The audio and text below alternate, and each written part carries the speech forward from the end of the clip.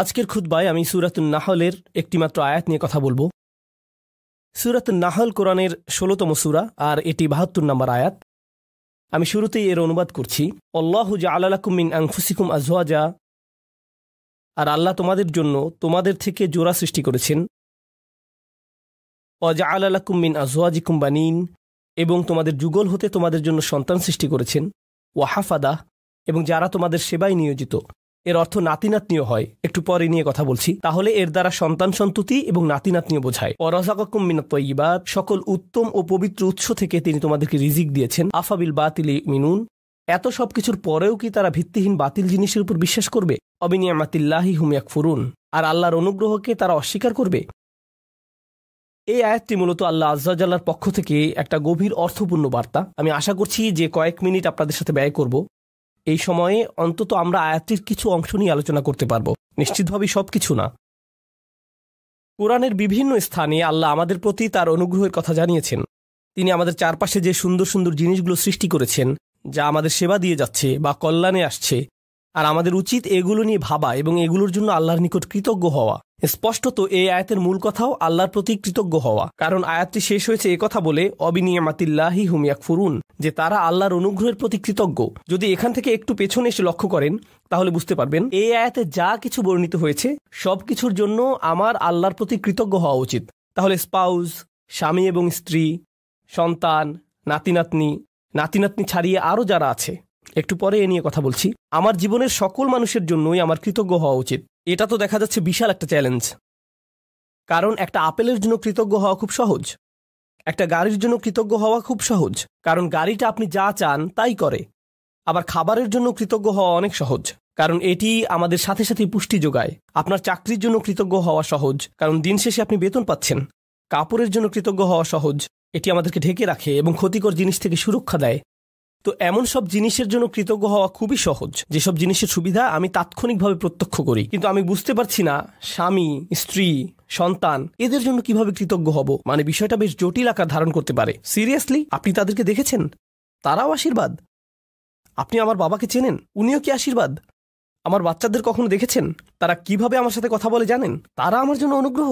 এদের জন্য আমার কৃতজ্ঞ হওয়া উচিত। আমার জন্য আয়াতের অর্থ বলে দেওয়াটা খুব সহজ। এই যে আল্লাহ চান আমরা যেন কৃতজ্ঞ হই আমাদের স্বামী বা স্ত্রীর জন্য, সন্তানদের জন্য, নাতি নাতনিদের জন্য। প্রসঙ্গত এখানে আরো জটিল এবং মজার একটা ব্যাপার আছে। হাফাদাহ নাতি নাতনি অর্থে ব্যবহৃত হয়। প্রকৃতপক্ষে এটি হাফিদের প্রচলিত বহুবচন। হাফিদ একবচন মানে নাতি, বহুবচন আহফাদ এবং হুফাদা, যার অর্থ নাতি নাতনিরা। আর হাফাদাহ সম্পর্কে আত-তাবারি সহ অনেকে বলেন কুল্লু মান ইউইন ওয়া ইয়াখদিম, অর্থাৎ যারাই আপনার কোনো কাজে এসেছে, যাদের সাহায্য পেয়েছেন আপনার বৈবাহিক আত্মীয়তার কারণে, এমন প্রত্যেকে যারা আপনাকে সাহায্য করেছে বা যাদের সাথে আত্মীয়তার বন্ধনে যুক্ত হয়েছেন বিয়ে করার কারণে, তারাই মূলত হাফাদায়ের অন্তর্ভুক্ত। তাই অনেক আগেই মুজাহিদ শ্বশুরবাড়ির আত্মীয়দের হাফাদায়ের অংশ বলেছেন। তাহলে এই যে কোরআনে শ্বশুরবাড়ির আত্মীয়দের নিয়েও আয়াত আছে, কারো মনে যদি জিজ্ঞাসা থাকে এ নিয়ে, ব্যাপারটা আরো জটিল আকার ধারণ করে, কারণ শ্বশুরবাড়ির আত্মীয়দের নিয়েও আমাদের কৃতজ্ঞ হওয়ার কথা। কি সিরিয়াসলি? এই মানুষগুলোর জন্য এত কিছু সহ্য করার পর এদের জন্য কিনা আমাকে কৃতজ্ঞ হওয়া উচিত? এই কারণে যখন আমি বলি আমরা একটি আয়াত পড়তে পারি, অনুবাদ করতে পারি এবং সামনে এগিয়ে যেতে পারি, অথবা থেমে গিয়ে বলতে পারি একটু থামুন, কি এটা আমার ব্যাপারে বলছে? এটা নিশ্চয়ই অন্য কারো সম্পর্কে বলছে। তাদের নিশ্চয়ই এমন সন্তানরা আছে যাদের জন্য তাদের কৃতজ্ঞ হওয়া উচিত, কারণ তাদের বাচ্চারা ভালো। তাদের বাচ্চারা আমারগুলোর মতো নয়। তাদের জীবনসঙ্গী নিশ্চয়ই তাদের অনেক প্রশান্তি দেয়, আমার জীবনসঙ্গী নয়। আমারগুলো কেবল আমাকে দুশ্চিন্তা এবং কষ্ট দেয় আর তর্ক করে। তাদের কাছ থেকে শুধু এটাই পাই। তারা তো আমাকে কৃতজ্ঞ হওয়ার কোনো কারণই দেয় না। ওরা সহজে কৃতজ্ঞ হতে পারে কারণ ওরা আল্লাহর নিয়ামত পেয়েছে, কিন্তু আমার পক্ষে তো এই পরিবারের জন্য কৃতজ্ঞ হওয়া সম্ভব না।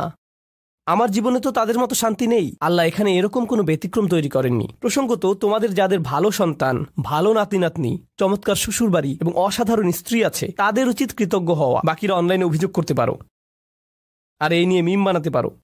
না, এভাবে কোনো পার্থক্য করা হয়নি। এটা সবার জন্য বলা হয়েছে। আমরা যদি ব্যাপারটা নিয়ে আরেকটু গভীরভাবে চিন্তা করি, নবীদের জীবনী অধ্যয়ন করলে আমরা দেখব অনেক নবীদের স্ত্রীরাই তাদেরকে কষ্ট দিয়েছেন। যেমন নূহ আলাইহিস সালাম, লূত আলাইহিস সালাম। কিছু নবীদের সন্তানেরা তাদের কষ্ট দিয়েছেন, যেমন নূহ আলাইহিস সালাম, ইয়াকুব আলাইহিস সালাম, তাদের সন্তানেরা কষ্ট দিয়েছেন। ইব্রাহিম আলাইহিস সালাম আশঙ্কায় ছিলেন যে তার নাতিরা বা ভবিষ্যৎ প্রজন্ম শিরকে লিপ্ত হবে, আর এটাই সত্য হয়েছিল ইব্রাহিম আলাইহিস সালামের বংশধরদের নিকট থেকে। তো এগুলো সবই বাস্তবতা। আল্লাহর চাইতে বাস্তবতা সম্পর্কে বেশি কেউ জানে না। আর সেই রবই এই আয়াতের শেষে আমাদের কৃতজ্ঞতা প্রকাশ করতে বলেছেন। তাই আজকের খুতবায় প্রথমে আমি আপনাদের কাছে ধাঁধার মতো প্রায় ব্যাপারটা বর্ণনা করতে চাচ্ছি, কিভাবে আমরা এর সমাধান করব বা কিভাবে আমরা এর প্রকৃত অর্থ বুঝব। কারণ আল্লাহ আজ্জা ওয়া জাল্লা আমাদের আদেশ করছেন বা তিনি মূলত অভিযোগ করছেন যে আফালা ইয়াতাদাব্বারুনাল কুরআন আম আলা কুলুবিন আকফালুহা, তারা কি কোরআন নিয়ে গভীরভাবে চিন্তা করে না, নাকি তাদের অন্তরে নিজস্ব তালা পড়ে গেছে যে যদি আল্লাহ যা বলেছেন তা নিয়ে চিন্তা করতে অপারগতা জানাই এবং গভীরভাবে না ভাবি, তাহলে সম্ভবত আমার অন্তরে হয়তো এখনো কোনো তালা পড়ে আছে, হয়তো আমি মন দিয়ে বিষয়টা ভাবছি না, নিজের জীবনে এর বাস্তব প্রয়োগ ঘটাচ্ছি না, ফলে এর গভীর অর্থ আমি বুঝতে পারছি না। আমি দোয়া করছি আমরা তার আয়াত নিয়ে গভীরভাবে চিন্তা করার সময় তিনি যেন আমাদের সবার অন্তরের তালা খুলে দেন। এখন আসুন আমরা আবার আয়াতে ফিরে যাই, এর শেষাংশে একটু মনোযোগ দেই। তিনি বলেছেন আফা বিল বাতিলি ইউমিনুন ওয়া বিনিআমাতিল্লাহি হুম ইয়াকফুরুন, তারা কি মিথ্যায় বিশ্বাস করবে? আশ্চর্যজনক একটা বাক্য, তারা কি মিথ্যায় বিশ্বাস করবে? এমন আয়াতের ক্ষেত্রে আপনি কল্পনা করতেন যদি আয়াতের শুরুটা শিরক বা মিথ্যা প্রভু নিয়ে হতো এবং বলা হতো যে তারা আল্লাহ ছাড়া অন্য কারো ইবাদত করে, এরপর তারা বাতিলে বিশ্বাস করে, এমন একটি জায়গায় আলোচনাটি যথোপযুক্ত ছিল। কিন্তু আলোচনাটি এরকম নয়। কথাটা এমন ছিল যে তিনি তোমাদের মধ্য থেকে তোমাদেরকে দিয়েছেন স্ত্রী, সন্তান, নাতি নাতনি, শ্বশুরবাড়ি, বড় পরিবার এবং যারা তোমাদের সহযোগিতা করে এসব, এবং তারপর বলা হলো এরপরও কি তারা বাতিলকে বিশ্বাস করবে? সুবহানাল্লাহ, এ কথাটা এখানে কেন? তো আরেকটা ধাঁধা, আমি একটা ধাঁধার উপর আরেকটা ধাঁধা যোগ করছি, তাই না? তারা কি মিথ্যায় বিশ্বাস করবে? এখানে মিথ্যার বিপরীত হলো সত্য, তাই না? আফাবিল বাতিলি ইউমিনুন অবিল হাক্কি হুম ইয়াকফুরুন, তারা কি মিথ্যায় বিশ্বাস করবে আর সত্যকে অস্বীকার করবে? কারণ মিথ্যার বিপরীত হলো সত্য। কিন্তু আল্লাহ সত্য শব্দটি বলেননি, বরং তিনি বলছেন আল্লাহর অনুগ্রহ। তিনি আল্লাহর অনুগ্রহ বলছেন এর পরিবর্তে। আর যদি আপনি আল্লাহর অনুগ্রহ শব্দটির বিপরীত শব্দ নেন নাকবা, তখন এর অর্থ দাঁড়াবে তারা কি কাঠিন্যতায় বিশ্বাস করবে? তারা কি এমন জিনিসের উপর ঈমান আনবে যা তাদেরকে কষ্ট দেয়, মাসায়েব? আর তারা কি আল্লাহর অনুগ্রহ অস্বীকার করবে? হয় আপনি সত্যের বিপরীতে মিথ্যা বলবেন, না হয় অনুগ্রহের বিপরীতে কষ্ট। অথচ আল্লাহ কিন্তু এভাবে বলেননি, তিনি এগুলোকে একত্রিত করেছেন। আর আয়াতের মূল অর্থ বোঝার জন্য আমরা এখান থেকেই শুরু করব। সচরাচর ভাষা ব্যবহারে আমরা কোনো শব্দের সরাসরি বিপরীত শব্দ ব্যবহার করি, দিন রাত, ভালো মন্দ, এগুলো সরাসরি বিপরীত। কিন্তু কোরআনে আল্লাহ মাঝে মাঝে একটু জটিল বিপরীত ব্যবহার করেন। তিনি এভাবে বলেন না যে এর বিপরীত বি, তিনি বিপরীত বোঝাতে এমন ভিন্ন আঙ্গিকে আমাদের চিন্তা করান যা একমাত্র তিনিই পারেন। এখানে আল্লাহ আপনাকে আমাকে শেখাচ্ছেন যে এ আয়াতে মিথ্যার বিপরীত হল আল্লাহর অনুগ্রহ, সত্য নয়। আর আল্লাহর অনুগ্রহ মূলত সত্যের বিকল্প হিসাবে ব্যবহৃত হয়। এই ধারণাটি খুবই শক্তিশালী। সত্যের আরবি হল হক, আবার হক এর অর্থ উদ্দেশ্যপূর্ণ। তাই হক অর্থ কেবল সত্য নয়, উদ্দেশ্যপূর্ণও হয়। যেমন আল্লাহ বলেন খালাকাস সামাওয়াতি ওয়াল আরদা বিল হক, তিনি বিশেষ উদ্দেশ্যে আকাশসমূহ এবং পৃথিবী সৃষ্টি করেছেন। এখানে উদ্দেশ্য বোঝাতে কোন শব্দটি এসেছে? সত্য, হক। সুতরাং হক শব্দের দুইটি দিক আছে। তো আসুন এই আয়াতটি এই দৃষ্টিকোণ থেকে চিন্তা করি। এই যে আমার অবাধ্য সন্তানেরা, আমার ছেলে আমার সাথে তর্ক করে, আমার মেয়ে আমার সালামের জবাব দেয় না, আমার নাতিরা আমাকে ভুলে গেছে, আমার স্ত্রী আমাকে কেবল অসম্মান করে, আর অন্যদের কাছে আমার দুর্নাম করে বেড়ায়। আল্লাহ বলছেন তিনি এই সব কিছুই দেখছেন, আর আমি দেখি সমস্যা। কিন্তু আসলে এরকম জটিল সম্পর্কের মধ্যেও একটা নিয়ামত আছে, আর সেই নিয়ামত বা কল্যাণ তাদের কাছ থেকে আসছে না। এই কল্যাণ কেবলই আল্লাহর কাছ থেকে আসে। তাদের কাছ থেকে শুধু কষ্ট আসে, কিন্তু সেই কষ্টের পেছনে যে প্রজ্ঞা, যে কল্যাণ আছে, তা শুধুমাত্র আল্লাহর পক্ষ থেকেই আসে। তাই আল্লাহ বলেননি অবিনিয়ামাতি হুম ইয়াকফুরুন, তিনি বলেছেন অবিনিয়ামাতিল্লাহি হুম ইয়াকফুরুন। তিনি নিয়ামাকে তার নিজের সাথে সম্পৃক্ত করেছেন। তিনি নিয়ামতকে যুক্ত করেননি তাদের সাথে, করেছেন নিজের সাথে।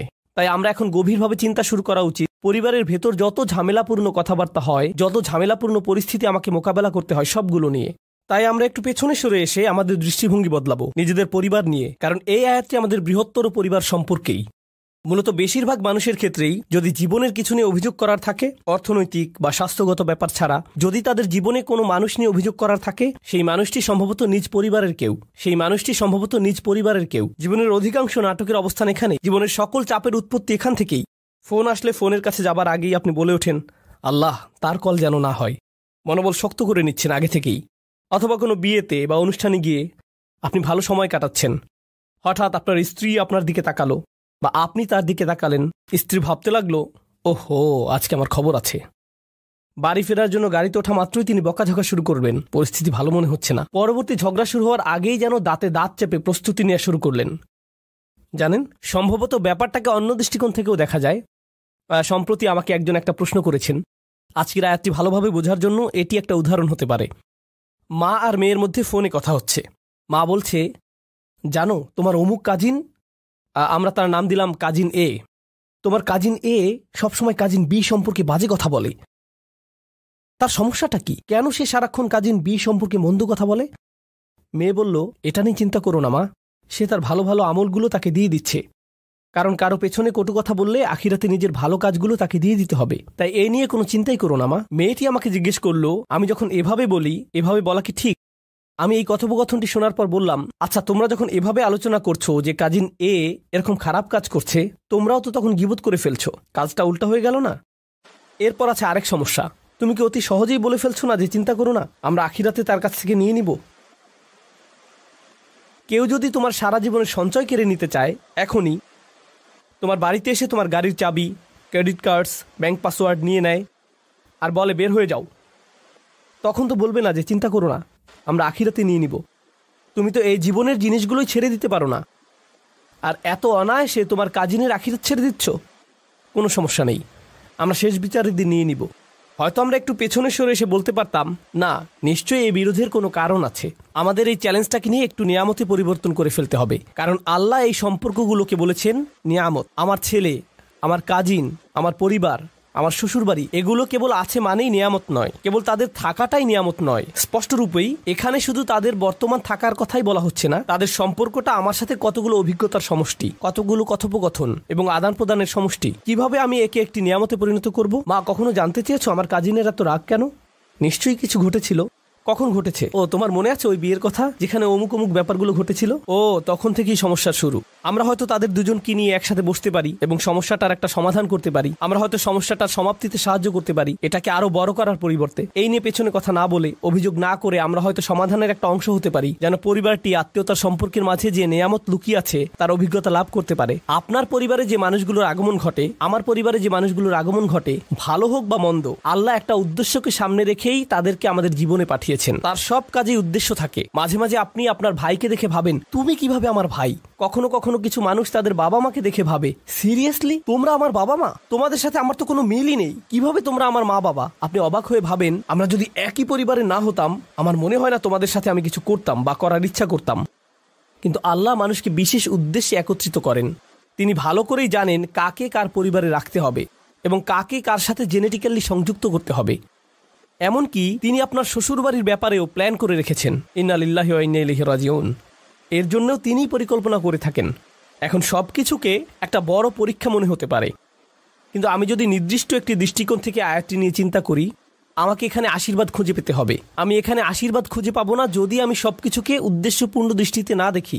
সম্ভবত এই ঝগড়ার পেছনের উদ্দেশ্য আমাকে খুঁজে বের করতে হবে এবং সঠিক কাজটি করতে হবে, সঠিক কথাগুলো বলতে হবে যেন এই বিরোধের নিষ্পত্তি হয়। আল্লাহ এমন মানুষদের নিয়ে কথা বলেছেন যারা সত্যিই তাকে বিশ্বাস করে। তিনি তাদের সম্পর্কেও বলেন যারা বিপরীতে ফাসাদ তৈরি করে। তিনি বলেন, ওয়ায়াকতাউনা মা আমারাল্লাহু বিহি আন ইউসাল ওয়া ইফসিদুনা ফিল আরদ। তারা ছিন্ন করে ফেলে আল্লাহ যা অবিচ্ছিন্ন রাখার নির্দেশ দিয়েছেন। পারিবারিক বন্ধনগুলো অটুট রাখা সত্যিই কঠিন। স্বামী স্ত্রীর সম্পর্ক মজবুত রাখা কঠিন। সন্তান সন্ততিদের মাঝে বন্ধন বজায় রাখা কঠিন। ভাই বোনদের মাঝে রাগারাগি তীব্র আকার ধারণ করতে পারে। পিতামাতা এবং সন্তানদের মাঝেও রাগারাগি তীব্র আকার ধারণ করতে পারে। আপনার নিজের পরিবার এবং শ্বশুরবাড়ির মাঝে মতবিরোধ প্রচণ্ড খারাপ হয়ে পড়তে পারে। ওইগুলো ছোটখাটো মতবিরোধ নয়, কিন্তু এই সকল মতবিরোধের প্রতি আমি যদি উদ্দেশ্যপূর্ণ দৃষ্টিতে তাকাই, জানেন আমি কি করব? আমি কোনো না কোনোভাবে এটাকে আশীর্বাদে পরিণত করব। আমি এই ঝগড়া সমাধানের একটা উপায় খুঁজে বের করব। আমি এই নিয়ে আলোচনা চালিয়ে যাওয়ার একটা উপায় খুঁজে বের করব। আল্লাহ আমাদের নবীদেরকে এমন সব কঠিন পরিস্থিতিতে ফেলেন, কিন্তু তবুও তারা এতে আল্লাহর নিয়ামত খুঁজে পান, কারণ তারা সব কিছুর দিকে উদ্দেশ্যপূর্ণ দৃষ্টিতে তাকান। তো এটাই আমাদের প্রথম শিক্ষা, আবিনিয়ামাতিল্লাহি হুম ইয়াকফুরুন থেকে। এই আয়াতের আরেকটা দিক আমি নিজেকে এবং আপনাদেরকে স্মরণ করিয়ে দিতে চাই। সেটা হচ্ছে আল্লাহ বলছেন, আল্লাহু জাআলা লাকুম মিন আনফুসিকুম আজওয়াজা। খুবই ভারী কিছু কথা। আল্লাহ কেবল বলেননি যে তিনি তোমাদের জন্য স্ত্রী দিয়েছেন, এটা অনেক সহজ হতো। আল্লাহু জাআলা লাকুম আজওয়াজা, আল্লাহ তোমাদের স্ত্রী দিয়েছেন। যথেষ্ট ছিল। কিন্তু না, আল্লাহু জাআলা লাকুম মিন আনফুসিকুম আজওয়াজান, আল্লাহ তোমাদের মধ্য থেকেই তোমাদের জন্য দিয়েছেন স্ত্রী, তোমাদের মধ্য থেকেই। এটা নিয়ে গভীরভাবে ভাবতে গিয়ে মুফাসসিরগণ চমৎকার কিছু কথা বলেছেন। এই আয়াতে তোমরা কারা? আপনি, আমি, আমরা মানুষ। আরবিতে মানুষকে ইনসান বলা হয়, যা উনস এবং ইস্তিনাসের সাথে সম্পর্কিত। মানে এটি মমতা, আন্তরিকতা, ভালোবাসা আর সৌজন্যতার সাথে সম্পৃক্ত। এই অনুভূতিগুলো একজন মানুষের অন্তরে প্রদান করা হয়েছে। অন্যের অনুভূতির প্রতি শ্রদ্ধাশীল হওয়া, যেমন আল্লাহ তাআলা বলছেন কারো অনুমতি ছাড়া তার ঘরে প্রবেশ না করতে। আপনার বন্ধুর বাসায় গিয়ে সোজাসুজি ভিতরে চলে যেতে পারবেন না, তাই না? হাত্তা তাস্তানিসু, যতক্ষণ না অনুভব করেন যে আপনাকে আশা করা হচ্ছে। তো রাত ৩টার সময় বন্ধুর বাসায় এটা ভেবে যাওয়া উচিত নয় যে আমি এখন গেলেও সে কিছু মনে করবে না, আমি জাস্ট হেঁটে ঢুকে যাব। না, এভাবে সোজা ঢুকে যেতে পারবেন না। আর অস্বস্তিকর সময় যাওয়া উচিত না। আপনার অন্তত এই বুঝটা থাকা দরকার যে কখন যাওয়াটা উত্তম হবে। ইনসান অর্থাৎ মানুষ শব্দটি সরাসরি যত্ন, সৌজন্যতা এগুলোর সাথে সম্পৃক্ত। উনস এবং ইস্তিনাস, আল্লাহ বলেছেন তিনি আমাকে যে উপাদান থেকে সৃষ্টি করেছেন সেই একই উপাদান থেকে আমার স্ত্রীকেও সৃষ্টি করেছেন। তাই আমার যদি আবেগ অনুভূতি থেকে থাকে, ভাবনা থেকে থাকে, মতামত থেকে থাকে, তারও সেগুলো আছে। একজন স্ত্রীরও এভাবে ভাবা উচিত যে আমার যেমন আবেগ আছে, কিছু একটা যদি আমাকে বিরক্ত করে, কিছু জিনিস আমি ভালোবাসি, কিছু একটার প্রতি আমি আগ্রহী, তারও কিছু ব্যাপারে আগ্রহ আছে। আর এগুলো একই রকম হতে পারে না, কারণ আমরা একই রকম নই। ওমা খালাকাজ যাকারা ওয়াল উনসা ইন্না সা'য়াকুম লাশাত্তা, তিনি নারী পুরুষের মাঝে পার্থক্য সৃষ্টি করেছেন। একই সময়ে আমরা একে অপর থেকে ভিন্ন। আল্লাহ বলছেন যখন মিন আনফুসিকুম আজওয়াজান, এই শব্দগুলোর মাঝে সত্যিই খুব সুন্দর একটা ইশারা রয়েছে, চমৎকার একটা ইঙ্গিত রয়েছে এই শব্দগুলোর মাঝে। যেহেতু সে আমার থেকে এসেছে, আমাকে সেই অনুভূতিটি বোঝার চেষ্টা করতে হবে। যদি সে কষ্টদায়ক কিছু বলে, কোথা থেকে এর উৎপত্তি হলো, কোন অনুভূতি থেকে এই আচরণের উৎপত্তি হলো, কোন কারণে সে এটা বলল, সে খারাপ এজন্য এটা বলেনি, সে রকচটা এজন্য এটা বলেনি, এগুলো সহজ উত্তর, তাই না? সে অহংকারী তাই সে সব বলছে। সম্ভবত এর পেছনে যাকে আপনি অহংকারী বলছেন হয়তো তীব্র মনোবেদনা রয়েছে। আপনি আপনার মতো করে মনোকষ্টের সাথে ডিল করেন, আর সে তার মতো করে ভিন্ন একটি উপায়ে মনোকষ্টের মোকাবেলা করে। তার মনোবেদনাটা হয়তো কষ্টদায়ক শব্দের মাধ্যমে প্রকাশিত হয়, বা শব্দগুলো আপনার কাছে বেদনাদায়ক মনে হয়। যদি আমরা এই ইস্তিনাসের চর্চা করি, তাহলে আমাদের পারিবারিক সম্পর্কগুলোতে আপনি আপনার ছেলের আচরণকে অসম্মানজনক আচরণ হিসেবে দেখবেন না। আপনি দেখবেন এই অসম্মানজনক আচরণের পেছনে নিশ্চয়ই কোনো কারণ আছে যার সমাধান হওয়া জরুরি।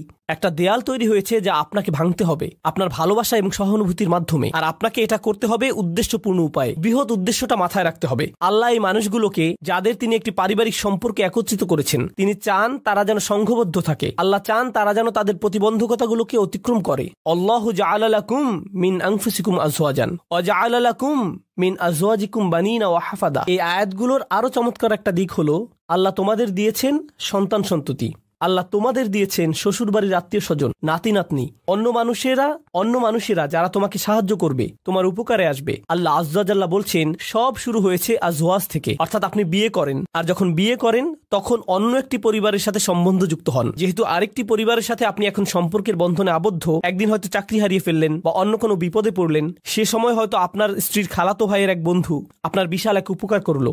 জানেন, এই যে সম্পর্কগুলো তৈরি হয়েছে, যেগুলোর মাধ্যমে আল্লাহ আপনাকে সাহায্য করেন, রিজিক প্রদান করেন, এমন সব উপায়ে যা ছিল অকল্পনীয় শুধু ওই আত্মীয়তার কারণে, কারণ ওই আত্মীয়তার মাধ্যমে কানেকশন তৈরি হয়েছিল। তো আল্লাহ আমাদের বলছেন এই সম্পর্কগুলোর দিকেও তাকাও। মানুষের সাথে যে সম্পর্কগুলো তোমাদের আছে আর তোমাদের জীবনে ওই সম্পর্কগুলোর প্রভাব, এগুলো সবই আল্লাহর প্ল্যান। তিনি এগুলো প্রদান করেছেন। যে মানুষগুলো আমার জীবনে এসেছে তিনি সেগুলো প্রদান করেছেন। এর মানে এটা নয় যে সবাই সবসময় কাজে আসবে, এর মানে এটা নয় যে সবাই খুবই ভালো, কিন্তু এর মানে এটা যে আমাদেরকে সবকিছুর দিকে উদ্দেশ্যপূর্ণ দৃষ্টিতে তাকাতে হবে। এই উদ্দেশ্যটা সবার আগে মাথায় রাখতে হবে। এখন খুতবার শেষ অংশে আমি এই ধাঁধাটার কথা বলবো যা পুরোপুরি এখনো সমাধান করিনি। আফা বিল বাতিলি ইউমিনুন, তারা কি মিথ্যাতে বিশ্বাস করতে থাকবে? এখানে এমনকি মিথ্যার কথা বলা হচ্ছে কেন? এই আয়াতটি হওয়ার কথা কৃতজ্ঞতা এবং অকৃতজ্ঞতা নিয়ে, কিন্তু আল্লাহ একে ঈমান এবং অবিশ্বাসের বিষয় বানিয়ে ফেললেন। ব্যাপারটা কৌতূহল জাগ্রত করে। তাহলে আমরা এখান থেকে কি শিখব? মূলত এখান থেকে আমরা শিখব আমার ঈমান, আমার বিশ্বাস সরাসরি এই ব্যাপারটার সাথে সম্পৃক্ত যে আমি কতটুকু কৃতজ্ঞ।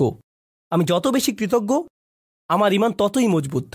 আমি যত কম কৃতজ্ঞ আমার ঈমান ততই দুর্বল। আমি যদি অসত্য ব্যাপারগুলোর প্রতি বেশি গুরুত্ব প্রদান করি, এখানে বাতিল মানে আমি আমার পরিবারের দিকে তাকালে সমস্যা ছাড়া কিছুই দেখি না। আমি শুধু দেখি এই মানুষগুলোর কারণে আমার জীবন এতটা কঠিন, তারা এটা করেছিল, সেটা করেছিল, অমুক তমুক করেছিল। আপনার মাথায় সব সময় তাদের বিরুদ্ধে অভিযোগের তালিকা ঘুরতে থাকে, যেন আপনার মাথায় এর বসবাস। সর্বদা কল্পনায় বারবার ঝগড়ার সময়টাতে ফিরে যান। আমার এখনো মনে আছে তুমি কি কি করেছিলে, আমার এখনো মনে আছে তুমি কি বলেছিলে। তাদেরকে আপনি ওই ঘটনাগুলোর আলোকেই বিচার করেন। এখন আপনি তাদের দেখেন আপনার সমস্ত কষ্টের মূল হিসেবে। তারা এখন এতটুকুতেই সীমাবদ্ধ হয়ে গেল। এটাই হলো বাতিল। যদিও তারা আপনাকে কষ্ট দিয়েছে, এর পেছনে রয়েছে আল্লাহর নেয়ামত। আপনাকে অবশ্যই সেই নেয়ামত আবিষ্কার করতে হবে। যদি তাদেরকে আপনার জীবনের অভিসম্পাদে সীমিত করে ফেলেন, যদি তাদেরকে জঘন্য মানুষে বা কষ্ট দেয়া মানুষে সীমিত করে ফেলেন, তারা মানুষ, তারা শয়তান নয়। কেউই ফেরেশতা নয় এবং কেউই শয়তান নয়। আল্লাহ ফেরেশতা এবং শয়তান সৃষ্টি করেছেন, তারা ভিন্ন ধরনের প্রজাতি। আমরা মানুষ। এর মানে কি জানেন? আমরা কখনো ফেরেশতার মতো ভালো কাজ করি, আবার আমরা কখনো শয়তানের মতো মন্দ কাজ করি। আমরা মানুষ, তাই কারো ভালো কিছু দেখে আপনি কখনো বলতে পারেন না এই মানুষটা শুধু ভালো কাজ করে। একইভাবে কারো মন্দ কিছু দেখে আপনি বলতে পারেন না এই মানুষটা শুধু মন্দ কাজ করে। এখন আমরা মানুষকে সীমিত করে ফেলি, বিশেষ করে আমাদের পরিবারে শুধু তাদের ভুল ত্রুটিতে সংকুচিত করে ফেলি, আর শুধু ওই ভুলগুলো দিয়ে তাদের বিচার করি। তখন আমরা একটি মিথ্যা বাতিল ভাবমূর্তি তৈরি করি তাদের সম্পর্কে। এর মাধ্যমে আমরা আসলে আল্লাহর একটা নিয়ামতকে অস্বীকার করছি। আপনি তাদের মাঝে ভালোটা লক্ষ্য করছেন না, কৃত ভুলগুলো কাটিয়ে উঠে ভালো হওয়ার সম্ভাবনাটা আপনি লক্ষ্য করছেন না। মানুষের পরিবর্তন সম্ভব, মানুষের উন্নতি সম্ভব, তাদের বিকাশ সম্ভব, কিন্তু আপনি বাতিলে বিশ্বাস করা শুরু করলেন। আর আল্লাহ এই ধরনের বাতিলের বিশ্বাসটাকে এই আয়াতে তুলে ধরেছেন। সুবহানাল্লাহ, কি অবিশ্বাস্য ছোট্ট একটি আয়াত, কিন্তু এটি পাল্টে দিয়েছে যেভাবে আমি নিজেকে দেখি, এবং এটি পাল্টে দিয়েছে যেভাবে আমি অন্যদেরকে দেখি। আমি এখন আর এই ধরনের কথাবার্তা সহ্য করতে পারি না। ও তোমার অমুক আঙ্কেল, ওনার কখনো পরিবর্তন হবে না। তোমার চাচাতো বোন, সে সব সময় এমনই থাকবে। এই মানুষগুলো আমি জানি, তুমি জানো না। আমার বাবা, ওনার ব্যাপারে আশা করে কোনো লাভ নেই, একেবারে আশাহীন। কাউকে এভাবে আশাহীন বলার আমরা কে? কারো ভবিষ্যৎ নির্ধারণ করার আমরা কে? আফাবিল বাতিলি মিনুন অবিনিয়ামাতিল্লাহি হুম ইয়াকফুরুন। আল্লাহ আজ্জা জাল্লাহ আমাদেরকে সত্যিকারের মমতা দান করুন এবং কৃতজ্ঞতা দান করুন যে পরিবার তিনি আমাদের দান করেছেন তার জন্য। আল্লাহ আজ্জা জাল্লাহ আপনাকে দান করুন প্রজ্ঞা, শক্তিমত্তা এবং হেদায়েত, যেন পরিবারের ভেতরের চ্যালেঞ্জগুলো কাটিয়ে উঠতে পারেন, যেন ব্যাপারগুলো নিয়ে অর্থপূর্ণ গভীর আলোচনা করতে পারেন উদ্দেশ্যপূর্ণ উপায়ে আপনার পরিবারের সাথে। সবসময় যেন মনে রাখতে পারেন এই সকল চ্যালেঞ্জের পেছনে উদ্দেশ্য আছে। হয়তো বাহ্যিক দৃষ্টিতে কঠিন মনে হতে পারে, কিন্তু এর পিছনে আছে আল্লাহর নেয়ামত। আল্লাহ আজ্জা জাল্লাহ আমাদেরকে ওই নেয়ামতটা দেখার সুযোগ দান করুন এবং যেন কখনো এটা অস্বীকার না করি। আল্লাহ আমাদেরকে তাদের অন্তর্ভুক্ত না করুন যারা মিথ্যা দোষারোপ করে তাদের প্রিয়জনদের যে ভুলগুলো তারা করেছিল তার জন্য, আর আমরা তাদের উপর তা আরোপ করি, আর তাদেরকে সেটা নিয়ে চিরকাল বেঁচে থাকতে হয় আমাদের ভুল অভিযোগ আরোপ নিয়ে। এই ভুলটাই ইয়াকুব আলাইহিসসালামের সন্তানরা করেছিল। তারা তাদের বাবার উপর ভুল একটি অভিযোগ আরোপ করেছিল, ইন্না আবানা লাফি যালালিম মুবিন। আমাদের বাবা বিভ্রান্তিতে হারিয়ে গেছেন, কারণ উনি ইউসুফকে বেশি ভালোবাসেন। উনি অন্যায্য, আমাদের বাবা অন্যায্য এবং বিভ্রান্ত, এটাই আসল কথা। উনি অন্য যা কিছুই বলেন, উনি এসব বলেছেন কারণ উনি ইউসুফকে বেশি ভালোবাসেন। আমি ওনার উপদেশ শুনি না, কারণ আমি জানি উনি পক্ষপাত দুষ্ট। আমি জানি এখন যেহেতু তারা ওনাকে পক্ষপাতী হিসেবে কল্পনা করে নিয়েছে, ওনার ব্যাপারে একটি বাতিল ধারণা এঁকে নিয়েছে। একই কাজ আমরাও আমাদের পরিবারের সদস্যদের সাথে করতে পারি। আমরা তাদের শরীরে একটি বাতিল স্টিকার লাগিয়ে দিতে পারি। এখন তারা যাই বলুক এগুলোর কোনো অর্থ নেই, কারণ আমরা ইতিমধ্যে মেনে নিয়েছি তাদের সব কথা সেই একই ভুল জায়গা থেকে এসেছে। তাই আমি দোয়া করি পরস্পরের প্রতি এমন করা থেকে আল্লাহ আমাদের রক্ষা করুন এবং আমাদের পরিবারগুলোকে একত্রিত করে তুলুন। আল্লাহ আমাদেরকে সাহায্য করুন যেন কাটিয়ে উঠতে পারি এবং সুস্থ হতে পারি ওই ব্যথাগুলো থেকে যা আমরা তাদের কাছ থেকে পেয়েছি, এবং তিনি আমাদেরকে যে নিয়ামত দান করেছেন তার জন্য যেন সত্যিকার অর্থে কৃতজ্ঞ হতে পারি। বারাকাল্লাহু লি ওয়া লাকুম ফিল কুরআনিল হাকিম ওয়া নাফা'নি ওয়া ইয়্যাকুম বিল আয়াতি ওয়া যিকরিল হাকিম।